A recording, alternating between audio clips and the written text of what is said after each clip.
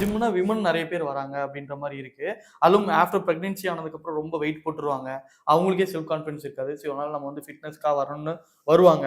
ஆனா அவங்க பண்ற ஒரு தப்புன்னு ஒண்ணு இருக்கு இல்லையா? அது நிறைய பேருக்கு தெரியாம இருக்கு. அவங்க அது பண்ற தப்ப நீங்க பாக்குறது என்ன ட்ரெய்னரா? அஃப்கோர்ஸ் லேடிஸும் வந்து இப்போ ரொம்ப இன்ட்ரெஸ்ட்டாக பண்ணுறாங்க. அந்த திங் என்னென்னா எல்லாருக்கும் வந்து கொஞ்சம் பாடி ஃபிட்டாக வச்சுக்கணும், நல்ல அழகழகான ட்ரெஸ்ஸஸ் போடணும், ஸோ வீக்கெண்ட்ஸில் வெளியில் பார்ட்டிக்கு போகணும், ஸோ அந்த மாதிரி விஷயங்கள்லாம் இருக்குது. பட் வாரத்தில் 5 நாள் ஒர்க் அவுட் பண்ணுவாங்க. அந்த ஒரு நாள் வந்து அவங்களுக்கு தட்ஸ் ஓகே. அதுவும் எல்லாமே வந்து இப்போ வீக்கெண்டில் போகிறாங்க, ஒரு கொஞ்சம் என்ஜாய் பண்ணுறதுக்காக போகிறாங்கன்னா அதெல்லாம் தப்பு கிடையாது. பட் அந்த 5 நாளும் அவங்க வந்து ஒபீடியண்ட்டாக இருந்து கன்சிஸ்டன்சியாக பண்ணாங்கன்னா ஃபைன் தான்.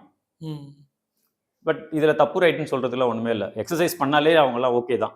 இல்லை இந்த விஷயம் அவங்க மிஸ்டேக் பண்ணுறாங்க. அதாவது ஒர்க் அவுட்டில் சொல்கிறீங்க. ஒர்க் அவுட்டில் சொல்கிறது என்னன்னு பார்த்தீங்கன்னா, கைடன்ஸ் கரெக்டாக எடுத்து பண்ணுறவங்களாம் ஓரளவுக்கு நல்லா பண்ணுவாங்க. கைடன்ஸ் இல்லாமல் என்ன நம்மளோட கோல் என்னன்னு பார்க்கணும் ஃபஸ்ட்டு. நம்ம வந்து ஜஸ்ட்டு ஃபிட்னஸாக இருந்தால் போதுமா? நம்மளோட பாடியை வந்து டோன் பண்ணி ஸ்லிம் ஆக்கணுமா? இல்லை சும்மா ஜிம் வந்து டைம் பாஸ் பண்ணால் போதுமா? ஸோ இந்த மாதிரி க்ரைட்டீரியா இருக்குது. நம்ம என்ன யோசிச்சுட்டு வரோன்ட்டு. ஏன்னா நிறைய பேர் வீட்டில் கொஞ்சம் ஸ்ட்ரெஸ்ஸாக இருப்பாங்க, டைமே இருக்காது. அட்லீஸ்ட் ஜிம் வந்தால் 4 பேர்ட்ட பேசலாம்.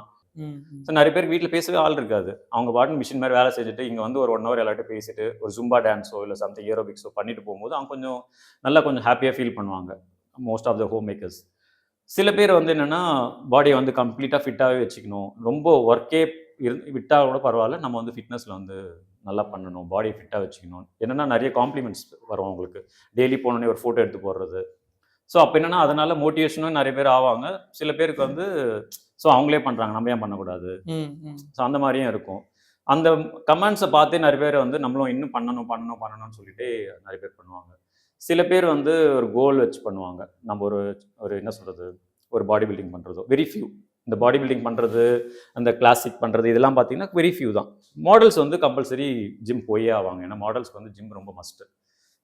அவங்க பாடி எப்பவுமே ஒரே மாதிரி மெயின்டைன் பண்ணி ஆகணும். ஏன்னா அவங்களுக்கு நிறைய ஆட்ஸ் வரும். பசங்க மாதிரி கிடையாது.